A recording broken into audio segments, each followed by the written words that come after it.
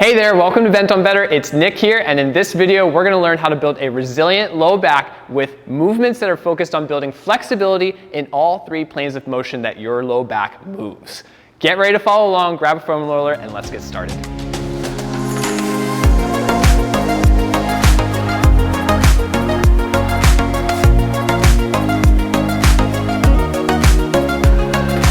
First exercise here we want to start with is a prone press up. This is going to help put some extension into our low and mid back.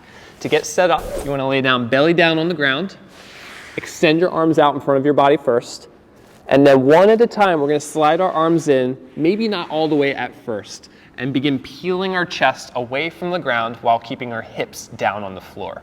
What we're trying to focus on here, keeping our hips down on the ground, is putting some extension or some arching into our low and mid back. And so in order to maximize this, you want to keep your chest up nice and proud, shoulders down away from your ears, and then we're going to do a couple repetitions. So we'll slide the arms back down, and then when we slide back in the next time, maybe see if we can find a further back position. So sliding the arms maybe another inch further back. If we get to a point where we start to feel like we're not making as much progress because we need more mobility, you can take your arms and straighten them out, but I would start further away from the body first and then slowly work your way inward.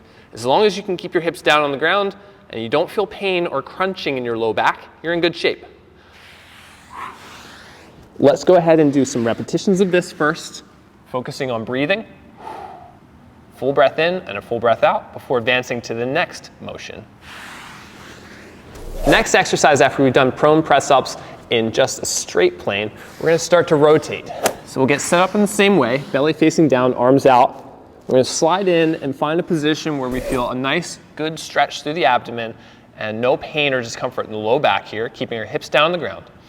And if you can breathe and maintain this posture with your shoulders down, we're going to turn our arm one way and use our free arm out to the side like a crowbar to help rotate our upper body as if we're looking our head over our shoulder here. We'll come back to the starting position and switch. The hand that's out to the side is used to pry the body and rotate. Again, you're trying to focus on keeping the hips down on the ground while you do this, keeping your shoulders far away from your ears and chest out nice and proud. If you experience any discomfort while you're doing this, back off of the rotations and stick to just linear plane here. So just one way of motion without rotation. The next motion here, we're going to take our spine in the opposite direction as the prone press up. So we're actually going to flex our spine, which is going to be rounding our back. To get set up, being on your hands and knees, I recommend a wider knee position with your big toes together in the back to give you some space for your hips to sit back. We're going to rock our butt all the way back to sit our butt onto our heels, extend our arms out in front of our body, and then as you see fit, you can sit further and further back to maximize that rounding through the low back.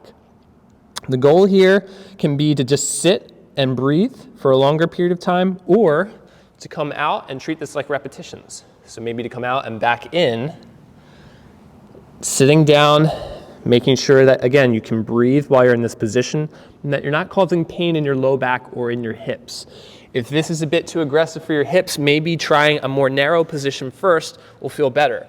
This does increase the pressure at the knees though, so if you happen to be somebody who has maybe more sensitive knees with flexion-based positions like this, take a foam roller or take a pillow and place it right on the back of your leg so that you can sit your butt down on it and have a little bit more height as you're getting into this position. Again, whether you're staying in a long pose or you're treating this like repetitions, spend a little bit of time here exposing your spine to that position before moving on.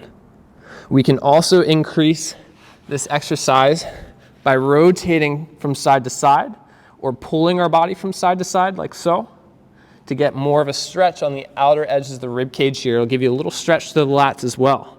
So you can pedal your arms all the way out to the sides just like this, and sit and breathe in that position.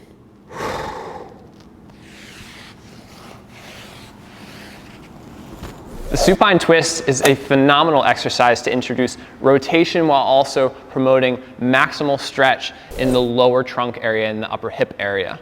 So to get set up, we're gonna have 3 levels that we're gonna do here. The first level would be the most basic or introductory level. Now, it doesn't mean that you should just jump to level 2 or 3 if you feel like this is too easy. I recommend starting here first and working your way progressively through these levels.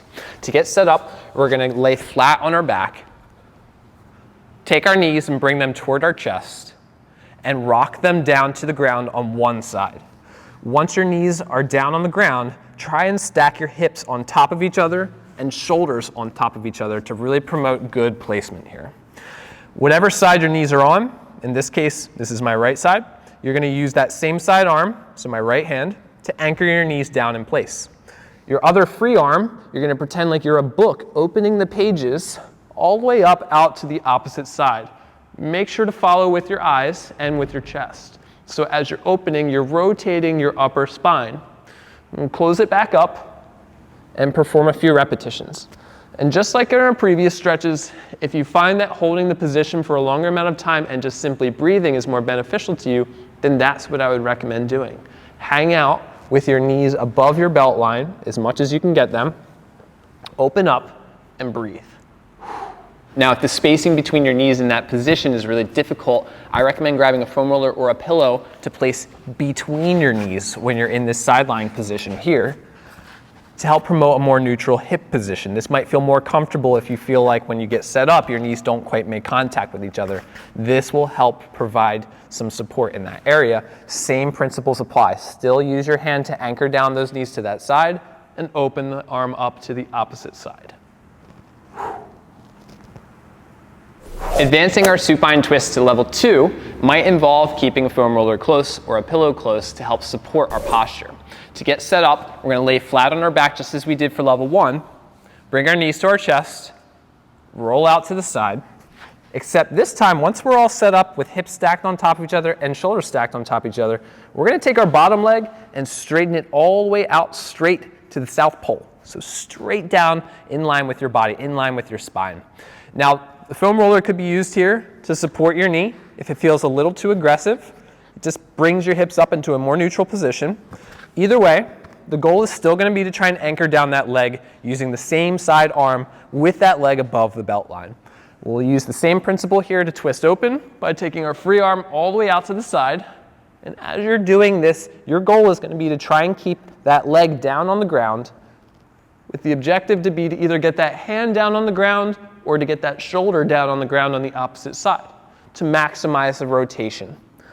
Make sure that you can breathe. You're not holding your breath up in your chest. In fact, as you open up into a wider position, exhaling here is going to help deflate your rib cage and give you more rotation through your spine. So focus on, as you're twisting open, exhaling. Supine twist level 3, also known as the bretzel stretch. We're going to maximize the rotation, but we're also going to add in a nice stretch to the front of our thigh on one of our legs. So to get set up, we're going to still follow the same guidelines. Lay on your back, knees to your chest, roll to the side. Make sure to stack hip on top of hip and shoulder on top of shoulder, ideally getting your knees above your belt line. We're going to take that bottom leg, again, out to the South Pole first, but then we're going to bend the knee and reach around and grab our ankle. With the other knee that's down in front here, we're going to try and keep it down on the ground. And instead of using our arms to open up like a book, now we're just going to focus on peeling open our chest and trying to get that leg to come down to the ground. Eyes don't necessarily have to look all the way to the left. They can look straight up to the ceiling. That's fine. If you get a better stretch, you can always look out to the side. Just make sure that you don't feel dizzy when you do that. You can use the foam roller here to support that leg that's in front of your body. What you should feel as you're performing this stretch is a nice stretch down the front of the thigh of your bottom leg, the one that you're holding the ankle on, and you should still feel a nice big rotation through the mid-spine. In addition to that, you'll still feel a stretch on the outside edge of the hips here. Don't forget to exhale as you're opening up to deflate your rib cage and maximize that rotation that you're getting through your spine.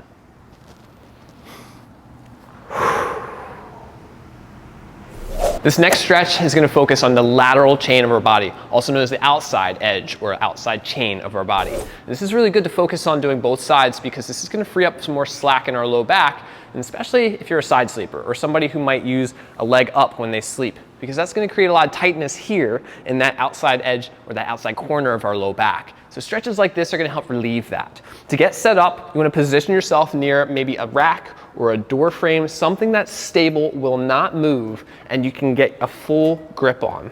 To get set up, stay side facing. Take your outside leg, we're going to cross it around and back and put it in prison. We're going to put it behind that front leg. With our arms, we want to make sure that we're not too close but not too far. There is kind of like a Goldilocks zone here.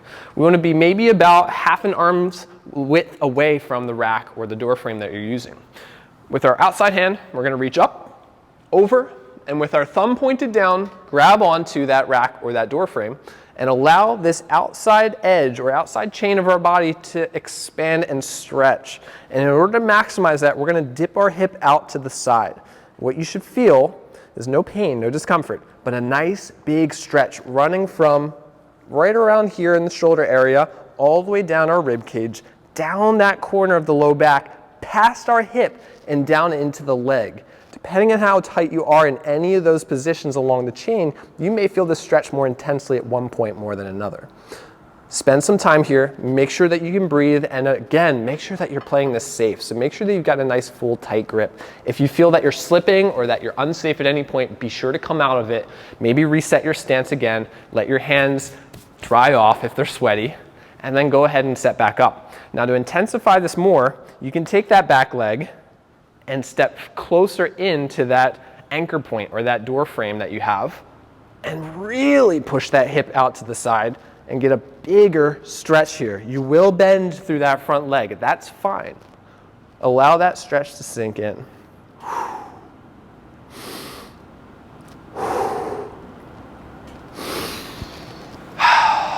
Don't forget to do both sides. This is a follow-up to the same stretch you just saw using the door frame or a rack. We're going to use a mobility stick. If you happen to have a flexible, pliable stick like this, particularly a stick mobility stick, these work really well for accessing that same stretch without needing to use a door frame. To get set up, instead of placing one leg behind the other though, we're going to stay about shoulder width apart and we're going to keep our foot maybe about a foot away from that stick. Hand's going to go down near the middle or near the logo in this case. And then my outside hand, I'm going to do the same thing. I'm going to reach up, over, across with my thumb pointed down and begin pitching the middle of the stick out to the side and letting the top edge of the stick pull my arm. And so effectively I'm getting the same stretch as I did over on the squat rack or in a door frame here, focusing on the outside edge of my body. I can push my hip all the way out to the side and breathe. To intensify this, you can go one of two ways. If you step closer in, you're going to increase that stretch in the outside edge of the rib cage, versus if I step further out or if I widen my stance here, I'm going to feel this more in the lower half of my body or more toward like my leg and my hip. Both of those stretches are good, and you do maybe want to spend a little bit of time in both positions. Again, make sure that you're not over tensing through the shoulders and that you can still continue to breathe, and don't forget to switch sides. All right, thanks for watching. If you enjoyed this video, make sure you like, comment, and subscribe, and stay tuned for more.